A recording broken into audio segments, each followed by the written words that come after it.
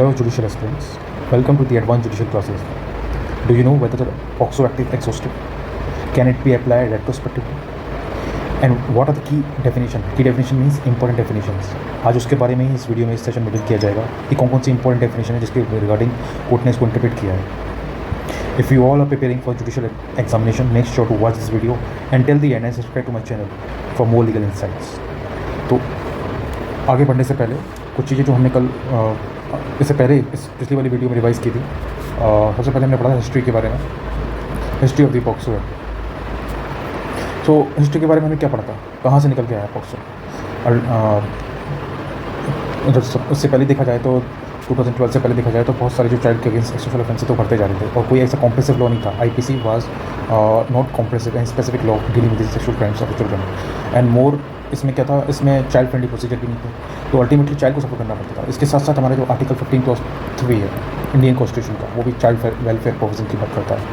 इसी तरह से इंडिया जो सिग्नेटरी थी यूएनपीसीआर की United nation protection of child rights, तो ये एक सिग्नेटरी थी. बेसिकली ये एक कन्वेंशन था to protect the best interest of the children, ताकि जो टेंडर एज है चिल्ड्रन की उनको उस एज में सेक्सुअल ऑफेंस से सेक्सुअल क्राइम से बचाया जाए. तो इस तरीके से हमारा जो पॉक्सो एक्ट था वो निकल के आया और कहीं ना कहीं इंडियन गवर्नमेंट को नीड फेल्ट हुई that there should be a comprehensive legal framework that is POCSO. तो ये हमने पढ़ा. इसके अलावा हमने पढ़ा था कि पॉक्सो में जो भी चैप्टर्स थे, how many chapters were there were total chapters जो थे बेसिकली यहाँ पे 9 चैप्टर्स थे और इसमें सेक्शन थे 46 सेक्शन टोटल इंक्लूडिंग 1 शेड्यूल. इसमें एक शेड्यूल है. तो ये टोटल हमने सब पढ़ा था. ठीक, अब आज की वीडियो में चैप्टर्स के बारे में पढ़ेंगे, डेफिनेशन के बारे में पढ़ेंगे, डेफिनेशंस कौन सी इंपॉर्टेंट हैं उसके बारे में पढ़ेंगे. तो आज आपको वीडियो में समझ में आएगा कि पॉक्सो बेसिकली है क्या. ठीक, तो इससे अभी इसको हम पढ़ाते हैं, शुरू करते हैं. यहाँ पर चैप्टर से शुरू करते हैं. ठीक, तो protection of the children from the sexual offences 2012. सो इस चैप्टर 1 डील करता है प्रिलिमिनरी से, जिसमें 2 सेक्शंस होते हैं, section 1 and section 2. And chapter 2 जो है बेसिकली बात करता है टाइप्स ऑफ सेक्सुअल ऑफेंसेस से against the children. Types of sexual offences जैसे मैंने आपको बताया था उनको से यहाँ पढ़ते हैं हम. जैसे part A penetrative sexual assault and punishment.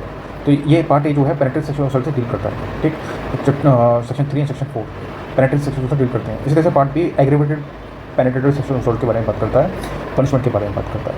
ठीक, इसमें 2 सेक्शंस हैं 5 एंड 6 जो कि बात करते हैं एग्रीवेटेड पेनिट्रेटिव सेक्सुअल असॉल्ट. अब ये क्या है penetrative sexual assault and aggravated penetrative sexual assault, इसके बारे में हम आगे जानेंगे. पार्ट 3 यानी कि that is C sexual assault and punishment की बात करता है, जो कि पेनिट्रेटिव नहीं है, सिर्फ सेक्सुअल असॉल्ट है.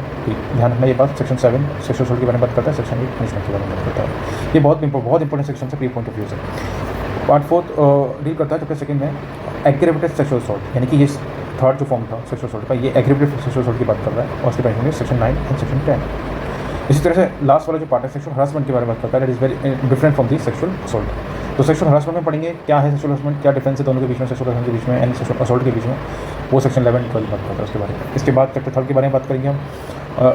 ये बेसिकली बात करता है चाइल्ड पोर्नोग्राफी पर्पस के लिए. सेक्शन 13 सेक्शन 14 15 बहुत इंपॉर्टेंट पॉइंट ऑफ व्यू से. सेक्शन 13 14 एंड 15 ये प्री में आते हैं. सेक्शन 15 जो है उसका तो एक अच्छा सा एक केस लॉ है जिस पे पूरा एनालिसिस किया है चैप्टर 15 का. ठीक है, तो ये बहुत इंपॉर्टेंट है. चैप्टर 4 हम पढ़ते हैं abetment attempt to commit offences. ठीक, ये सेक्शन 16 सेक्शन 17 सेक्शन 18. सेक्शन 16 बात करता है अबेटमेंट की, सेक्शन 17 पनिशमेंट की अबेटमेंट की बात करता है, सेक्शन 18 क्या बात करता है attempt to commit an offence इसकी पनिशमेंट की. ठीक, चैप्टर 4 है. इसके बाद हम पढ़ेंगे चैप्टर 5.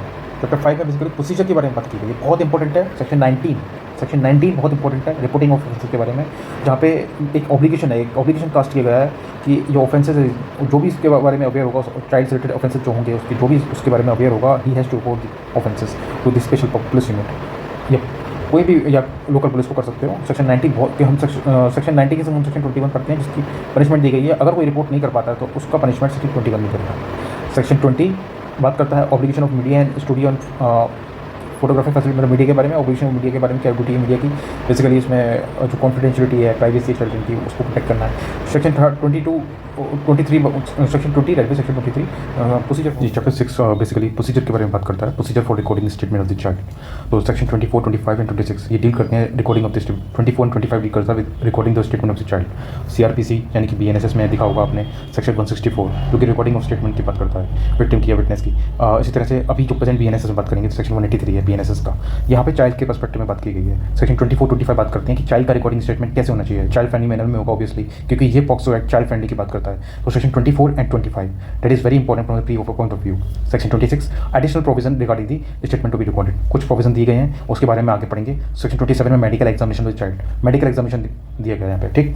तो इसी तरह से चैप्टर 7 में हम आते हैं तो स्पेशल कोर्ट्स की बात की गई है। स्पेशल कोर्ट्स यानी कि पॉक्सो कोर्ट्स, जब भी कोई ऑफेंस कोई पर्टिकुलर ऑफेंस से हम डील करते हैं तो उसकी स्पेशल कोर्ट्स होंगी।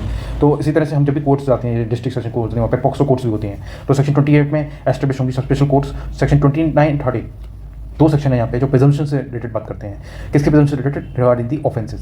सेक्शन 29 बात करता है presumption regarding the certain offences, कि जब भी सेक्सुअल ऑफेंसेस सेक्सुअल क्राइम जो होते हैं they are considered to be heinous crime, ठीक है, उसके रिगार्डिंग कोर्ट पहले ही प्रिजम्पशन करती है। अगर वो थोड़ा सा भी प्रूव होता है या चाइल्ड का स्टेटमेंट आता है तो कोर्ट विल ड्रॉ प्रिजम्पशन। इसी तरह सेक्शन 30 में उसका जो कल्पेबल मेंटल स्टेट है, मेंस के बारे में बात करता है, मेंस को भी प्रिज्यूम किया जाता है यहाँ पे। 31 में एप्लीकेशन ऑफ क्रिमिनल प्रोसीजर की बात की गई है कि प्रोसीजर के पर्सपेक्टिव में सीआरपीसी एप्लीकेबल होगा स्पेशल कोर्ट में, ठीक। इसी तरह से सेक्शन 32 बात करता है स्पेशल पब्लिक प्रोसिक्यूटर के बारे में। तो ये बहुत इंपॉर्टेंट सेक्शन है, आपको पता होना चाहिए। चैप्टर 8 के बारे में बात करते हैं। चैप्टर 8 क्या बात करता है? चैप्टर 8 के बारे में बात करेंगे तो procedure and powers of the special courts and recording of the evidences, ये भी प्रोसीजर के बारे में बात करता है। चैप्टर 8 याद रखना, चैप्टर हमने पढ़ा 6 procedure for recording of statement of the child, लेकिन चैप्टर 8 क्या बात करता है? Power of the special court and recording of evidence कैसे रिकॉर्ड किया जाएगा और क्या पावर्स होंगी स्पेशल कोर्ट की। तो power and procedure of special court के बारे में सेक्शन 33 बात करता है। 34 बात करता है procedure in case of commission of by child and determination of age by special court regarding the, अगर कोई चाइल्ड ऑफेंस कर देता है या एज डिटरमाइन करने की जरूरत होती है, ठीक है। तो उस तरह से 35 में रिकॉर्डिंग ऑफ एविडेंस कैसे किया जाएगा, चाइल्ड का कैसे डिस्पोज किया जाएगा केस। 36 में चाइल्ड को एक्यूज से के सामने नहीं लाया जाएगा जिस टाइम पे टेस्टिफाइंग होगा। 36 बहुत इंपॉर्टेंट है। 37 trials to be conducted in camera, in camera means उसकी जो प्राइवेसी है उसको प्रोटेक्ट किया जाएगा, ठीक। 38 में असिस्टेंस ऑफ द इंटरप्रेटर और expert while recording the evidence of child, ठीक है, ये एक वेलफेयर प्रोविजन है। अब बात करते हैं चैप्टर 9 के बारे में, that is very important, miscellaneous chapter है। इसमें मोस्टली बात की गई है वेलफेयर प्रोविजन से, बेसिकली चाइल्ड के बारे में, चाइल्ड फ्रेंडली था। जैसे आप देखोगे सेक्शन 39 बात करेगा guidelines for child to take assistant of the expert, ठीक है। तो गाइडलाइंस दी गई है कुछ यहाँ पे कि वो असिस्टेंट एक्सपर्ट की हेल्प ले सकता है। इसी तरह सेक्शन 40 में बात की गई है कि चाइल्ड के कुछ राइट्स हैं वो लीगल प्रैक्टिस यानी कि लॉयर्स की हेल्प ले सकता है। सेक्शन 41 में बात की गई है कि कुछ सेक्शन 3 से 13 के बारे में, 3 से 13 तक वो एप्लीकेबल नहीं होंगे कुछ केसेस में, वो बात करेंगे हम कि सेक्शन 41 क्या है आगे। 42 अल्टरनेटिव पनिशमेंट के बारे में बात करता है। अल्टरनेटिव पनिशमेंट का मतलब ये है कि बेसिकली अगर इस एक्ट के अंदर कोई ऑफेंस होता है, अगर इसमें भी पनिशमेंट है और किसी दूसरे ऑफेंस यानी कि आईपीसी फॉर एग्जांपल, आईपीसी में भी कोई ऑफेंस अगर मेंशन है तो पनिशमेंट मेंशन है तो कौन सा एप्लीकेबल होगा, ठीक है, उसके बारे में पढ़ेंगे हम आगे। 42A के बारे में बात करता है। 42A कहता है कि act not in the education of any other law, कहने का मतलब है कि ये अकेला नहीं पढ़ा जाएगा, पॉक्सो के संग और भी लॉ पढ़े जाएंगे। 43 पब्लिक अवेयरनेस के बारे में बात करता है कि पब्लिक अवेयरनेस का इसका जो रिलेवेंस है पब्लिक अवेयरनेस का बहुत इंपॉर्टेंट पॉक्सो में, क्योंकि basically implementation of the act जब ये इंश्योर होगा जब पब्लिक को पता होगा, ठीक है, पब्लिक को अवेयर होगा, basically parents of the child के बारे में बात की गई है यहाँ पे। 44 बात करता है monitoring of the implementation of the act and 45 power to make rules and 46 power to remove difficulties. इस सेक्शन दो सेक्शन लास्ट के जो दो सेक्शन है 45 46, इसमें सेंट्रल गवर्नमेंट की पावर होती है। Central government too has a power to make the rules and remove difficulties अगर कोई इनकन्सिस्टेंसी कोई एरर होता है एक्ट में, ठीक है। तो इसमें एक शेड्यूल है जो आगे दे रखा है। इस तरह से हमने चैप्टर को समझा, पॉक्सो को समझा। पॉक्सो बेसिकली में कौन कौन से चैप्टर्स हैं, किस किस चीज़ से डील करते हैं, कौन कौन से टाइप्स ऑफ ऑफेंसेस हैं जो डील करते हैं, और इसी तरह से हमने पढ़ा कुछ चाइल्ड फ्रेंडली प्रोसीजर के बारे में। अब हम आगे बढ़ेंगे और आगे बढ़ने से पहले मैं आपको फिर से बताऊंगा कि पॉक्सो का जो मेन एम जो ऑब्जेक्टिव है that is the policy of the act क्या है। उसे आगे बताने से पहले जैसे मैंने बताया था act number 32 of 2012 pre point of view से बहुत इंपॉर्टेंट है। 19 जून 2012 को पास हुआ था ये। इस तरह से हम बात करेंगे इसके जो ये स्टेटमेंट ऑब्जेक्ट एंड रीजंस के बारे में बात की गई है, जहाँ बेसिकली हम बात करेंगे यहाँ पे पॉक्सो का ऑब्जेक्टिव क्या है। तो एक्ट ये है बेसिकली डील करता है sexual assault, sexual harassment and pornography, ये 3 टाइप के ऑफेंसेस है, sexual assault, sexual harassment and pornography. And ये स्पेशल और दूसरे and provide for establishment of special court for trial offences, मतलब स्पेशल कोर्ट्स के लिए एस्टेब्लिशमेंट के लिए कुछ प्रोसीजर मतलब बेसिकली प्रोवाइड करता है कि स्पेशल कोर्ट्स होनी चाहिए। तो 2 चीज़ हो गई यहाँ पे। इसी तरह से हम आर्टिकल 15 का क्लॉज 3 पढ़ेंगे कॉन्स्टिट्यूशन का, जो स्टेट को एम्पावर करता है कि स्पेशल प्रोविजन होनी चाहिए चिल्ड्रन के लिए, ठीक है। इसी तरह से 11 दिसंबर 1992 को कन्वेंशन हुआ था साइन इंडिया के द्वारा, ठीक है, तो जिसमें मैंने आपको बताया था UNPCR ठीक, बहुत इंपॉर्टेंट है। उसमें भी चाइल्ड को का बेस्ट इंटरेस्ट के बारे में बात की गई थी, चाइल्ड का बेस्ट इंटरेस्ट, ठीक, सब होना चाहिए। इसी तरह से right to privacy and confidentiality to be protected and respected, बहुत इंपॉर्टेंट है कि प्राइवेसी और उसकी कॉन्फिडेंशियलिटी को प्रोटेक्ट करना चाहिए। जो भी प्रोसीजर है हमारे उनमें इंश्योर हो कि जितनी भी जुडिशियल स्टडीज़ है उसमें सब में उसकी प्राइवेसी कॉन्फिडेंशियलिटी को प्रोटेक्ट करना चाहिए, क्योंकि basically child is already a victim, ठीक है, ऑफ द सेक्सुअल ऑफेंसेस। तो आपको सेकेंडरी विक्टिमाइजेशन नहीं करना उसका, ठीक है। ज़्यादा एग्रेसिव क्वेश्चंस नहीं पूछने, बहुत प्रोहिबिटेड क्वेश्चंस नहीं पूछने उससे। जो ट्रायल होगा वो इन कैमरा होगा, ठीक है, एक्यूज़ को और चाइल्ड को सामने नहीं लाया जाएगा। तो ये कुछ प्रोविजंस हैं जो चाइल्ड फ्रेंडली होने चाहिए, ठीक है। इसके अलावा हम बात करेंगे यहाँ पे best interest in wellbeing of the child are regarded as paramount importance. ये बहुत इंपॉर्टेंट है, ये वर्ड बहुत इंपॉर्टेंट है कि जो इंटरेस्ट है बेस्ट चाइल्ड का वही देखा जाएगा, उसको ही प्रायोरिटी में रखा जाएगा। और उसकी जो हेल्थ है, physical, emotional, intellectual and social development of the child बहुत इंपॉर्टेंट है, ठीक। अब हम आगे बढ़ेंगे। ये है पूरा ऑब्जेक्टिव जो हमने समझा अभी कि बेसिकली ये पॉक्सो जो लाया गया है चाइल्ड की जो बेसिकली जो उसकी इमोशनल और वेलबींग है, उसकी जो बेस्ट इंटरेस्ट है उसको ध्यान में रख के लाया गया है, ठीक। ये स्पेसिफिक लॉ है। अब बात करेंगे हम यहाँ पे चैप्टर 1 के बारे में, दैट इज प्रिलिमिनरी। इसमें सेक्शन 1 है जो बात करता है total short title extent and commencement. इसका नाम है पॉक्सो, जैसे protection of the children from sexual offender 2012। Section 1 का क्लॉज 2 बात करता है extend to whole of the India. Section 1 का क्लॉज 3 बात करता है कि ये कब फोर्स में आएगा, सेंट्रल गवर्नमेंट जब चाहेगी नोटिफिकेशन निकाले। लेकिन इसका जो डेट है एनफोर्स में कब आया था, ये दैट इज 14 नवंबर 2012, ठीक है। ये आपको याद होनी चाहिए, ठीक। अब बात करें डेफिनेशंस के बारे में, जो कि बहुत इंपॉर्टेंट डेफिनेशंस हैं इसकी, और मैंने इंपॉर्टेंट मार्क किए हैं यहाँ पे। तो यहाँ पे लिखा है in this contact act unless the context otherwise requires. पहली definition section 2 clause A, aggravated penetrative sexual assault has the same meaning in section 5। अब हम समझेंगे पहली बात को, इस बात को समझेंगे पहले कि एग्रेवेटेड पेनिट्रेटरी सेक्सुअल असॉल्ट क्या है। ये कह रहा है कि सेम मीनिंग होगा जो सेक्शन 5 में दे रखा है। सेक्शन 5 में चलते हैं। What is aggravated penetrative sexual assault. लेकिन aggravated sexual penetrative sexual assault जो आपको यहाँ दे रखा है, इसको समझने से पहले आपको पता होना चाहिए कि what is a penetrative sexual assault, ठीक है। तो वो सेक्शन 3 में डेफिनेशन दे रखी है। पेनिट्रेटरी सेक्सुअल असॉल्ट को समझने के लिए सेक्शन 3 में हमें जाना पड़ेगा। सेक्शन 3 कहता है a person is said to commit a penetrative sexual assault कब होता है, जब वो पेनिट्रेट करता है penis to any extent, vagina में, माउथ में, यूथ्रा में, एनस ऑफ चाइल्ड में, make the child to do so with him, जो चाइल्ड को करने के लिए कहता है या किसी और इंसान को करने के लिए कहता है। यहाँ लिखा है ही पेनिट्रेट्स हिज पेनिस। ही का मतलब यहाँ पे क्या होगा, द वर्ड ही का मतलब मेल नहीं है यहाँ पे सिर्फ। अगर हम IPC को देखेंगे यानी कि BNS को देखेंगे तो ही का मतलब होगा यहाँ पे male as well as female, ठीक है। अब अभी ट्रांसजेंडर इंक्लूड कर दिया है, लेकिन ही का मतलब मेल एंड फीमेल होगा, ठीक है। यानी कि एक्यूज कौन होगा यहाँ पे, दोनों लेवल होंगे फॉर पेनिट्रेटरी सेक्सुअल असॉल्ट। हम यहाँ पेनिट्रेशन की बात कर रहे हैं, फिर बता देता हूँ। सेक्शन 3 क्लॉज ए बात कर रहा है पेनिट्रेशन की, ठीक है। His penis to any extent into vagina, mouth, urethra, anus of the child and make the child to do so. दूसरी बात कर रहा है सेक्शन 3 क्लॉज बी इंसर्शन की।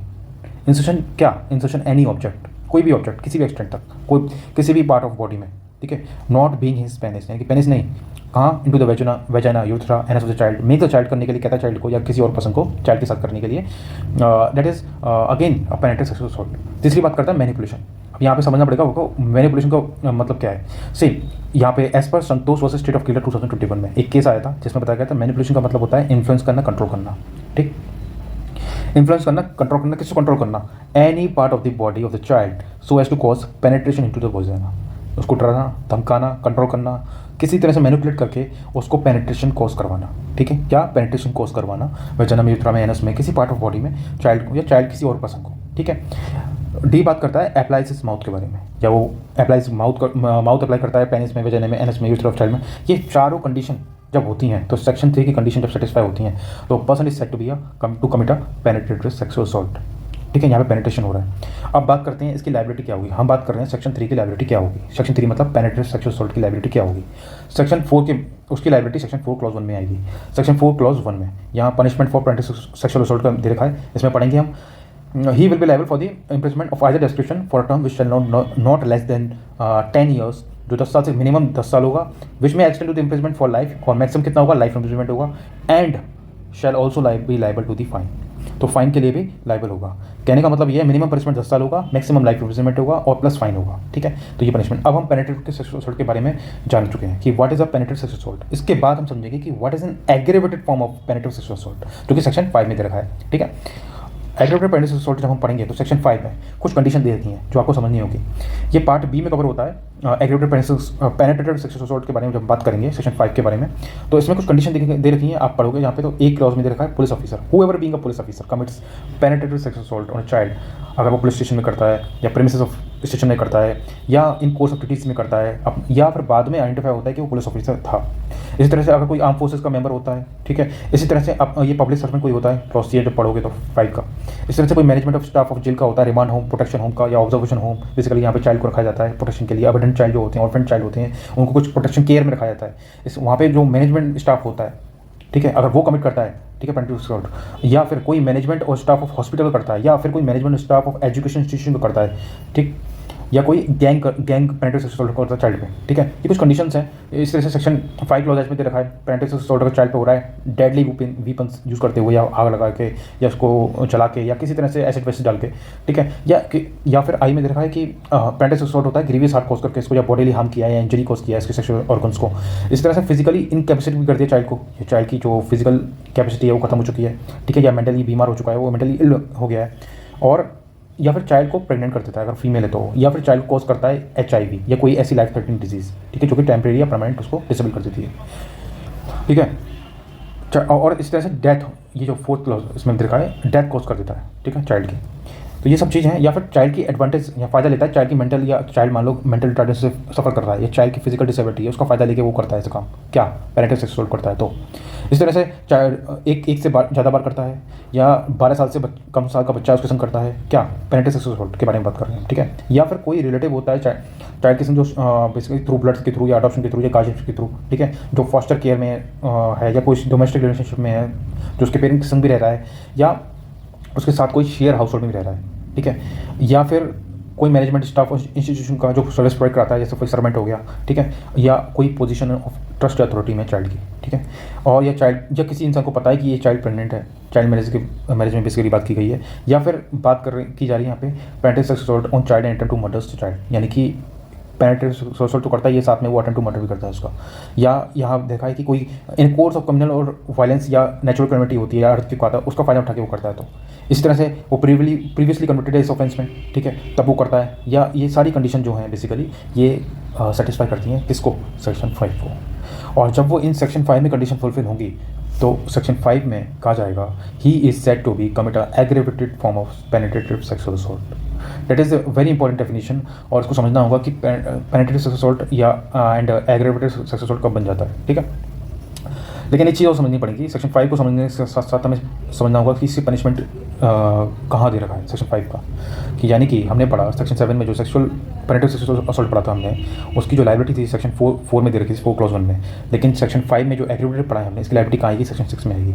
पढ़ते हैं, extend to the imprisonment for life which shall mean imprisonment for life for the reminder of natural life of dead person and shall also liable to be fine. यानी कि यहाँ पे बताया गया है कि लाइफ इम्प्रिजमेंट होगी। लाइफ इम्प्रिजमेंट का मतलब होगा reminder of the natural life, ठीक है, एंड प्लस फाइन दे रखा है यहाँ पे, या फिर डेथ भी दे रखा है, ठीक है। That is very important for the pre point of view, आपको समझना होगा। और एक पूरी डेफिनेशन को समझने के बाद आपको क्लियर हो गया होगा कि सेक्शन जो 2 में जो 2 क्लॉज ए में जो डेफिनेशन दे रखी है, कौन सी डेफिनेशन दे रखी है, एक minute, aggravated penetrative sexual assault की डेफिनेशन दे रखी है, वो सेक्शन 5 में आपको क्लियर हो चुकी होगी, ठीक। अब आते हैं सेक्शन 2 क्लॉज बी में, एग्रेवेटेड सेक्सुअल असॉल्ट, जिसका मीनिंग सेक्शन 9 में दे रखा है। उसको हम फिर समझते हैं कि अब ये सी पहले हम बात कर रहे थे पेनिट्रेटिव सेक्सुअल असॉल्ट के बारे में, वर्ड पेनिट्रेशन हो रहा था। जब हम सेक्सुअल असॉल्ट की बात करते हैं, एग्रेवेटेड हो चाहे सेक्सुअल असॉल्ट हो, ठीक है, यहाँ पे पेनिट्रेशन इन्वॉल्व नहीं होता, ठीक है। सेक्शन 9 में आते हैं। सेक्शन 9 में आने से पहले हमें समझना पड़ेगा एग्रेवेटेड फॉर्म है ये सेक्सुअल असॉल्ट का। इसको समझने से पहले हमें समझना पड़ेगा what is in sexual assault. Actually sexual assault की डेफिनेशन दे रखी है सेक्शन 7 में, ठीक है। यहाँ पढ़ोगे सेक्सुअल असॉल्ट सेक्शन 2 क्लॉज आगे से पढ़ते हैं, सेक्शन 7 में दे रखा है, ठीक है। तो जब भी हम सेक्सुअल असॉल्ट के सेक्शन 6 के बाद सेक्शन 7 गिरा, sexual assault, whoever with a sexual intent touches the vagina, anus, breast child का, जब makes a child to touch vagina, यानी कि विद सेक्सुअल इंटेंट के साथ अगर टच करता है वेजाना को, पेनिस को, एनएस को या ब्रेस्ट को चाइल्ड के, या चाइल्ड को करने के लिए ऐसा कहता है, या किसी और पर्सन को कहता है ऐसा करने के लिए उस बच्चे के साथ, तो which involves a physical contact, जिसमें फिजिकल कॉन्टैक्ट हो रहा हो without the penetration. See without the penetration very important. जब अगर हमें सेक्सुअल असॉल्ट से यही डिस्टिंग्विश करता है पेनिट्रेटिव सेक्सुअल असॉल्ट से, इट इज़ अ पेनिट्रेशन, इसमें एलिमेंट नहीं होता है, इसमें सिर्फ फिजिकल कॉन्टैक्ट होता है, यानी कि फिजिकल टच होता है। बॉम्बे हाई कोर्ट ने एक जजमेंट दिया था जिसमें स्किन टू स्किन टच की बात की गई थी कि स्किन टू स्किन टच होना चाहिए जब इस सेक्शन के अंदर लाइबिलिटी होगी, लेकिन ये ओवररूल हो गया बाय सुप्रीम कोर्ट के द्वारा। एंड सुप्रीम कोर्ट ने क्लियर कर दिया इसमें कि mayor touch, physical touch will make the person liable under this section, ठीक। वो लैंडमार्क डिसीजन है और उसके बारे में हम आगे पढ़ेंगे। सेक्शन 8 में इसकी लाइबिलिटी राइज होती है, जिसमें बताया गया है high the description of term which shall not less than be 3 years, यानी कितना होगा, मिनिमम 3 ईयर्स होगा, लेकिन वो मैक्सिमम कितना होगा, 5 ईयर्स, ठीक है, एंड प्लस फाइन। ठीक, अब हम समझते हैं सेक्शन 9 एग्रेवेटेड सेक्सुअल असॉल्ट, जो कि हम बात कर रहे थे अभी डेफिनेशन सेक्शन 2 क्लॉज बी में। एग्रेवेटेड सेक्सुअल असॉल्ट क्या होता है? सी, एग्रेवेटेड सेक्सुअल असॉल्ट के बारे में बात करते हैं तो वही कंडीशन सेम सेटिस्फाई होनी चाहिए जो सेक्शन 5 में है। वहाँ पे पेनिट्रेटिव हो रहा था, तो वो एग्रेवेटिव कब बना था? जब ये कंडीशन फुलफिल थी, पुलिस ऑफिसर था, ठीक है, आर्म फोर्सेस थे, पब्लिक सर्वेंट थी, वहाँ पेनिट्रेटिव कब बन रहा था? एग्रेवेशन बन रहा था। कब बन रहा था? जब ये कंडीशन सेटिस्फाई हुई सेक्शन 5 की। लेकिन यहाँ पे क्या है, यहाँ पे हमें पढ़ना समझना होगा सेक्सुअल असॉल्ट के बारे में बात कर रहे हैं, हम पेनिट्रेटिव के बारे में बात ही नहीं कर रहे। तो सेक्शन 9 जो है बेसिकली वो aggravated form of sexual assault के बारे में बात करता है। हमने समझा सेक्शन 7 में सेक्सुअल असॉल्ट क्या है, फिजिकल टच। अब वो फिजिकल टच एग्रेवेटेड कब बनेगा सेक्शन 9 में? जब ये कंडीशन फुलफिल होंगी, as it is same condition हैं जो सेक्शन 5 में दे रखी हैं। पुलिस ऑफिसर होना चाहिए, सिक्योरिटी आर्म फोर्सेज होने चाहिए, पब्लिक सर्वेंट होना चाहिए, मैनेजमेंट कोई स्टाफ है उसको होना चाहिए, या मैनेजमेंट स्टाफ हॉस्पिटल होना चाहिए, एजुकेशन इंस्टीट्यूशन कोई मैनेजमेंट स्टाफ है वो होना चाहिए, गैंग से असॉल्ट हुआ चाइल्ड पे तो वो होना चाहिए। इस तरह से सारी डेफिनेशन जो कंडीशन है सारी सेम है एज इट इज, ठीक है। तो वो हमने इस तरह से सेक्शन 9 को समझा कि what is N sexual assault, ठीक है। डेफिनेशन को हमने समझा कि सेक्शन 2 क्लॉज ए क्लियर हो गया, सेक्शन 2 क्लॉज बी क्लियर हो गया, ये आपको याद होना चाहिए, बाय हार्ट याद होना चाहिए। सेक्शन 2 क्लॉज 3 में कुछ नहीं दे रखा है, सेक्शन 2 क्लॉज सी में दे रखा है आर्म फोर्सेज और सिक्योरिटी फोर्सेज के बारे में कि इसका मतलब क्या होता है, और ये शेड्यूल में दे रखा है। अब बात करते हैं सेक्शन 2 क्लॉज डी के बारे में, child. That's a very important definition, आपको बाय हार्ट याद होना चाहिए कि चाइल्ड डेफिनेशन कहाँ दे रखी है, सेक्शन 2 क्लॉज डी में दे रखी है। इसका मतलब होता है any person below the age of 18 years. अब यहाँ पे any person below the age of 18 years, 18 साल के अंदर जो भी कम होगा, जो भी बच्चा होगा वो चाइल्ड कहलाएगा, ठीक। अब यहाँ पे सवाल आता है, एक इशू राइज होता है कि क्या कोई 18 साल से ऊपर का जो कोई इंसान है और उसकी जो मेंटल एज मतलब मेंटल ही सफ़र कर रहा है, वो मेंटली इल्ड है, ठीक है, उसकी जो फिजिकल एज है वो 20 साल है, लेकिन वो दिमाग से 5 साल का बच्चे की तरह है, तो क्या वो कंसिडर होगा इस चाइल्ड डेफिनेशन में? ये इशू अराइज हुआ था, और कौन से केस में हुआ था? Eera versus state of NCT Delhi 2017 supreme court 2 जजेस बेंच में। Eera versus state of NCT Delhi 2017 2 जजेस बेंच में ये इशू राइज हुआ था। सुप्रीम कोर्ट में इसने कहा था कि we have to give a letter interpretation to this section. क्यों? क्योंकि यहाँ पे वर्ड ईयर्स की बात की गई है। ईयर्स का मतलब क्या होता है? बायोलॉजिकल एज होता है, मेंटल एज नहीं होता। तो यहाँ पे समझना होगा, उस केस का एनालिसिस भी हम करेंगे आने वाले सेशन में, लेकिन बहुत इंपॉर्टेंट केस है ये। और ये जो एज है, हम बात करते हैं यहाँ पे फिजिकल एज के बारे में, यानी कि 18 साल से कम का इंसान यानी कि बच्चा ही कंसिडर्ड होगा for the purpose of section 2 clause D as a child, ठीक। अब ये आपको याद होनी चाहिए पूरी डेफिनेशन। इसके बाद बात करते हैं हम सेक्शन 2 क्लॉज डी के बारे में, चाइल्ड पोर्नोग्राफी के बारे में। इसको हम पढ़ते हैं सेक्शन 13, 14, 15 के बारे में। जैसे मैंने बताया था आपको चैप्टर्स में, सेक्शन 13, 14, 15 डील करता है चाइल्ड पोर्नोग्राफी में, ठीक है। Uses of child in pornography, storage and possession of child in child pornography, ठीक है। तो वो उसके बारे में लाइबिलिटी या पनिशमेंट देता है। लेकिन हम जब सेक्शन 2 क्लॉज डी के बारे में बात करेंगे तो इसको ऐड किया गया था 2019 अमेंडमेंट एक्ट के बारे में, एक्ट के थ्रू, ठीक। 2019 अमेंडमेंट एक्ट बहुत मेजर अमेंडमेंट एक्ट था, बहुत ही इंपॉर्टेंट अमेंडमेंट एक्ट था, जिसमें बहुत सारी प्रोविजंस में चेंजेस किए गए थे और पनिशमेंट को बढ़ाया गया था, इंक्रीज़ किया गया था। तो हम यहाँ चाइल्ड पोर्नोग्राफी के बारे में बात करेंगे। सेक्शन 2 क्लॉज डी में दे रखा है, और इसके बारे में बात करेंगे क्या मतलब होता है इसका। Visual depiction of sexually explicit content, यानी कि कोई भी विजुअल डिस्प्ले हो रहा है किसी भी चाइल्ड का, इन्वॉल्विंग अ चाइल्ड, किस वे में हो रहा है? सेक्सुअली एक्सप्लिसिट कंटेंट में, यानी कि he is involve in sexually content, sexual manner में, ठीक है। जो कोई किसी भी फॉर्म में हो सकता है, फोटोग्राफ में, वीडियो में, डिजिटल में, कंप्यूटर में, या किसी भी और अदर फॉर्म में भी हो सकता है। यहाँ पे लिखा है from an actual child an image created, ठीक है। या तो एक्चुअल चाइल्ड इन्वॉल्व है या कोई ऐसी इमेज क्रिएट की गई है या किसी तरह से उसको अडॉप्ट किया गया है, मॉडिफाई किया गया है कि यहाँ पे चाइल्ड अपीयर हो रहा है। यहाँ लिखा है but appear to depict the child. यहाँ पे अपीयर का मतलब एक इंटरप्रिटेशन किया था सुप्रीम कोर्ट में। अपीयर का मतलब वो भी बच्चा होगा जो लग रहा है बच्चे जैसा। अब ये कमेटी देखिए, एक्सपर्ट ओपिनियन होगा इसके ऊपर, हम कुछ नहीं कह सकते, लेकिन अपीयर का मतलब यही होगा कि अगर वो बच्चा लग रहा है तो it is be considered as a child pornography, और वो लाइबल होगा कहाँ पे? 13, 14, 15 में कहीं भी लाइबल हो सकता है। उसके बारे में आगे पढ़ेंगे। सेक्शन 2 क्लॉज ई डोमेस्टिक रिलेशन की बात कर रखा है, जिसकी डेफिनेशन हम पढ़ेंगे डोमेस्टिक वायलेंस एक्ट के 2005 में। इस तरह से section 2 clause F penetrative sexual assault के बारे में बात करता है। हमने समझा ये एक मिनट, सेक्शन 3 में हमने जो अभी पढ़ा था सेक्शन 3 में, what is N penetrative sexual assault पढ़ा था, वो सेक्शन 2 क्लॉज एफ में ये रहा, ठीक। सेक्शन 2 क्लॉज जी में प्रिस्क्राइब में देखा कुछ इतना इंपॉर्टेंट डेफिनेशन नहीं है। सेक्शन 2 क्लॉज एच इतनी इंपॉर्टेंट नहीं है। Section 2 clause I that is very important, sexual assault के बारे में बात करता है, जिसका मीनिंग हमने सेक्शन 7 में समझा था अभी कि सेक्सुअल असॉल्ट का मतलब क्या होता है? फिजिकल टच, ठीक, विदाउट पेनिट्रेशन। इसी तरह से सेक्सुअल हरासमेंट के बारे में बात करेंगे अब, कि अभी हमने सेक्सुअल हरासमेंट डिस्कस किया ही नहीं है अभी। तो सेक्सुअल हरासमेंट का दे रखा है, इसकी डेफिनेशन हम सेक्शन 11 में देखेंगे क्या है इसका मतलब। सेक्शन 11 में चलते हैं, ठीक।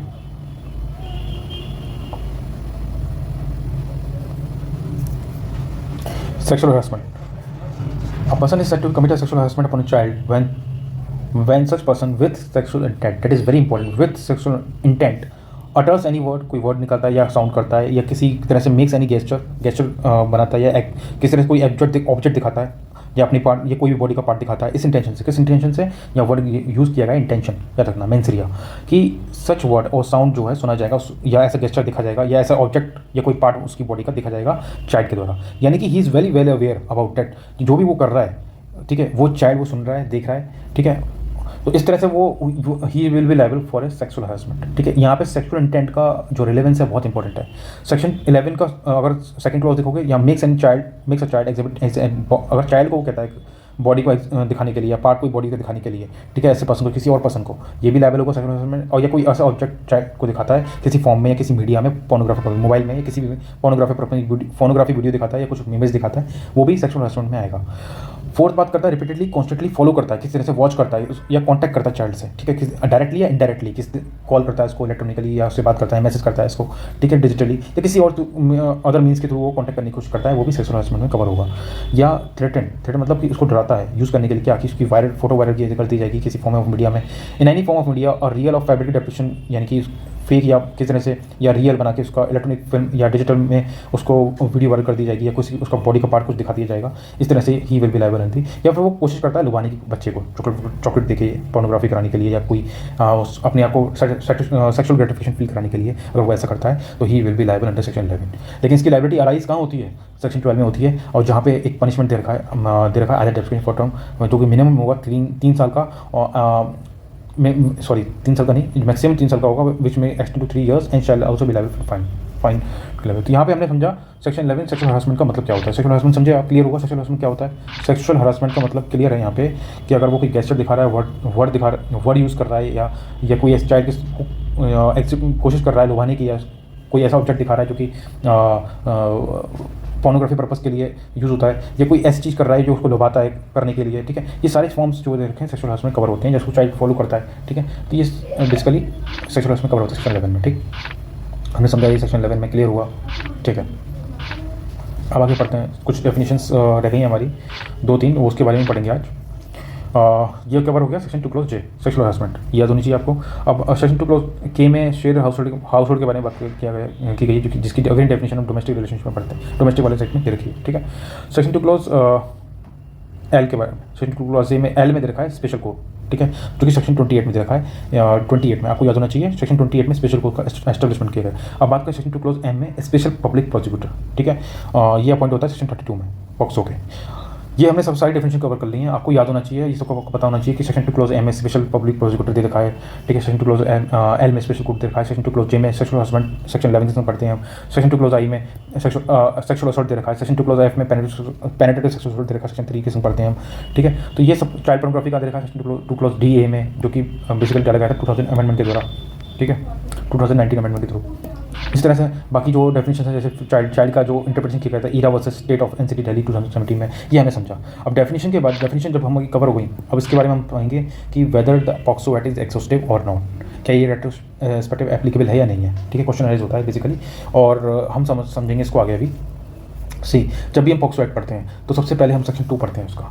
यहाँ लिखा है the word and expression use hearing, यहाँ लिखा है जो भी वर्ड एक्सप्रेशन इसमें यूज़ हुए हैं लेकिन डिफाइन नहीं हुए हैं, लेकिन डिफाइन कहाँ हुए हैं? आईपीसी में हुए हैं, सीआरपीसी में हुए हैं, या जुवेनाइल जस्टिस केयर में हुए हैं, ठीक है, या आईटी एक्ट में हुए हैं। जो भी डेफिनेशन इस एक्ट में डिफाइन नहीं हुई है, अगर वो इन एक्टों में आईपीसी में, सीआरपीसी यानी बीएनएसएस में, जुवेनाइल जस्टिस केयर में या आईटी एक्ट में डिफाइंड है, तो उसका जो रेफरेंस है उस डेफिनेशन से वहाँ से लिया जाएगा। सेक्शन 2 समझ में आया, ठीक है। अब सेक्शन 2 के साथ हम क्या पढ़ते हैं? सेक्शन 42A पढ़ते हैं, और 42A एंड सेक्शन 42, सेक्शन 42 है, दोनों पढ़ते हैं सेक्शन 2 के बाद साथ साथ, ठीक है। तो हम वो देखेंगे सेक्शन 42 क्या कह रहे हैं। ये रहा सेक्शन 42 बात करता है अल्टरनेटिव पनिशमेंट के बारे में। हमने पढ़ा था चैप्टर्स में सेक्शन 42 अल्टरनेटिव पनिशमेंट मतलब क्या? मतलब ये कि अल्टरनेटिव पनिशमेंट ये है कि जो भी पनिशमेंट इस एक्ट के अंदर है उस एक्ट का, और सेम एक्ट का पनिशमेंट उस आईपीसी के अंदर है, तो कौन सा फॉलो किया जाएगा? यहाँ दे रखा, यहाँ पढ़ते हैं। Where an act and omission constitute an offence punishable under this act, सीधी बात है, इस एक्ट के अंदर भी है ना, ऑल्सो अंडर दी सेक्शन, कौन से सेक्शन, इन सेक्शन में, ठीक है, इन सेक्शन में, क्योंकि ये सेक्सुअल ऑफेंसेस के बारे में बात कर रहे हैं सारे सेक्शन, ठीक है, आईपीसी के and section 67B IT act के, ठीक है। तो यहाँ लिखा है the offender found guilty of such offence shall be liable to the punishment only under this act, और ठीक है, या तो इस एक्ट के अंदर लायबल होगा या under IPC as provide for punishment which is greater than degree, या आईपीसी के अंदर लायबल होगा जो ग्रेटर पनिशमेंट प्रोवाइड कर रहा है उसके अंदर वो लायबल होगा, ठीक है। That is very important, which is providing A greater in degree, यानी कि फॉर एग्जांपल पॉक्सो के अंदर मान लो 3 साल की सजा है और आईपीसी के अंदर मान लो 5 साल की सजा है, कौन सा प्रेवल करेगा, आईपीसी में लायबल होगा वो, ठीक है। 42 क्लियर हो गया। 42A के संग पढ़ते हैं। 42A अगेन अमेंडमेंट के थ्रू ऐड किया गया था, 2019 अमेंडमेंट। इसमें लिखा है act not in derogation of any other law. इसको मैंने बताया था पहले भी कि ये एक्ट डेरोगेशन यानी कि अकेला नहीं पढ़ा जाता, इसके संग बाकी एक्ट भी पढ़े जाते हैं। सेक्शन 2 हमने अभी भी पढ़ा था कि IT एक्ट का रेफरेंस लेंगे हम, आईपीसी का लेंगे, CRPC का लेंगे। सिमिलरली ये कह रहा है the provision of this act shall be in addition to and not in derogation of provision of any other law for time being in force. Any अगर कोई इनकंसिस्टेंसी राइज होगी तो यहाँ लिखा है ओवरराइडिंग इफेक्ट किसका होगा, स्पेशल लॉ का होगा। जनरल रूल कहता है कि जब भी कोई इनकंसिस्टेंसी राइज होती है पॉक्सो में या एंड जनरल लॉ में तो पॉक्सो प्रिवेल करेगा, यानी कि ओवरराइडिंग इफेक्ट किसका होगा, पॉक्सो का होगा। कहाँ लिखा है, 42A में लिखा है। इस सेक्शन पढ़ते हैं section 2 red section 42 and 42A। That is very important. तो क्लियर हुआ। अब आपको मैं दोबारा से क्वेश्चन पूछूंगा आपसे कि क्या पॉक्सो एक्ट में अपने एग्जॉस्टिव है। पॉक्सो एक्ट अपने आप में एग्जॉस्टिव नहीं है। सेक्शन 2 के संग हम सेक्शन 42A पढ़ चुके हैं अभी, ठीक। अब बात करते हैं कुछ केसेस के रिगार्डिंग कि थोड़ी क्लैरिटी देने के लिए, थोड़ा मोर इन्फॉर्मेशन देने के लिए बता देता हूँ कि POCSO act is exhaustive nature. तो सेक्शन 42 हमने पढ़ा, ठीक है, प्रोवाइड्स ऑफेंसेस पनिशेबल, ठीक है। 42A हमने पढ़ा अभी, जो कि 2019 के अमेंडमेंट के थ्रू लगा है। इसका ओवरराइडिंग इफेक्ट होता है पॉक्सो का, बताया था मैंने अभी थोड़ी देर पहले कि अगर कोई इनकंसिस्टेंसी आ जाती है दोनों के बीच में तो कौन प्रिवेल करेगा, पॉक्सो प्रिवेल करेगा। पॉक्सो क्या है, कंप्रेसिव ओवरराइडिंग, कंप्रेसिव लॉ तो है लेकिन एग्जॉस्टिव नहीं है एंटायरली बात की जाए। आईपीसी फिर भी एप्लीकेबल होगा। सिमिलरली यहाँ पे एक सेकेंड इसके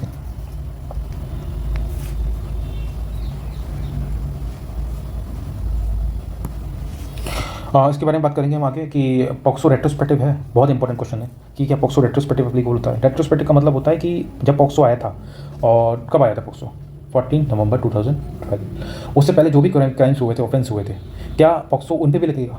इसका मतलब होता है रेट्रोस्पेक्टिव इफेक्ट। प्रोस्पेक्टिव मतलब होता है कि 14 नवंबर के बाद जो भी एक्ट हुए हैं, जब से वो एक्ट लागू हुआ है उसके बाद जो भी एक्ट कमिट हुए हैं वो उस पर एप्लीकेबल हुआ, ठीक है। तो रेट्रोस्पेक्टिव मतलब बैक में जाते हैं हम, और प्रोस्पेक्टिव मतलब फ्यूचर में आते हैं, ठीक है। तो यहाँ पे इस पॉक्सो रेट्रोस्पेक्टिव, तो जनरल प्रिंसिपल क्या है क्रिमिनल लॉ का, पेनल स्टैट्यूट क्या है कि पेनल स्टैट्यूट जो होते हैं, जो भी क्रिमिनल लॉ होते हैं हमारे, वो कभी भी बेसिकली पेनल स्टैट्यूट की बात की जा रही है, वो कभी भी रेट्रोस्पेक्टिवली एप्लीकेबल नहीं होते जब तक कि एक्सप्रेसली मेंशन नहीं है उस पर्टिकुलर एक्ट में, ठीक है। तो इसका मतलब क्या हुआ, पॉक्सो एप्लीकेबल रेट्रोस्पेक्टिवली नहीं होता, प्रोस्पेक्टिवली एप्लीकेबल होता है। यहाँ पे कुछ केसेस हैं, Tulsiram versus state of Madhya Pradesh 2019 में मध्य प्रदेश ने क्लियर कहा था POCSO can not be applied retrospectively. अगर कोई ऑफेंस कमिट हुआ है पॉक्सो से पहले, केम इनटू फोर्स जब पॉक्सो आया था, यानी कि अगर कोई ऑफेंस कमिट हुआ है 14 नवंबर से पहले तो एक्यूज का ट्रायल होगा उसका आईपीसी के अंदर होगा, एग्जिस्टिंग लॉ के अंदर, ठीक है। इसी तरह Rakesh versus state of NCT लाया था, जिसमें दिल्ली हाई कोर्ट ने क्लियर कर दिया था कि penal laws can not be applied retrospectively जब तक कि एक्सप्लिसिटली स्टेटेड ना हो, एक्सप्रेसली मेंशन ना हो उस एक्ट में। तो हमने क्या समझा, फाइनल समझी हमने समझी कि इस POCSO exhaustive, no POCSO is not exhaustive, ठीक। ओवरराइडिंग इफेक्ट किसका होगा, 42A के हम पढ़ते हैं सेक्शन 42A में लिखा हुआ है साफ साफ, ओवरराइडिंग इफेक्ट किसका होगा, स्पेशल लॉ का होगा। क्या पॉक्सो रेट्रोस्पेक्टिव है, नहीं। पॉक्सो हमें कभी भी अप्लाई नहीं होता retrospectively, it only applicable prospectively, ठीक है। इसका मतलब ये है कि it apply only to the offences committed on and after November 14, 2012, ठीक है। हमने केस लॉ पढ़ा Tulsiram versus state of MP 2019। तो ये आज की समरी थी। आई होप आपको सबको अच्छी लगी होगी। अगर आपको लगता है कि और कुछ लीगल इंसाइट में कुछ और टॉपिक्स कवर होने चाहिए तो आप कमेंट सेक्शन में, you are most welcome to comment below, ठीक। If you find this video very helpful, hit the like button, share it with your friends, and comment below with the topic and you want to next. And don't forget to subscribe and press the bell icon for more judicial exam insights. Thank you so very much.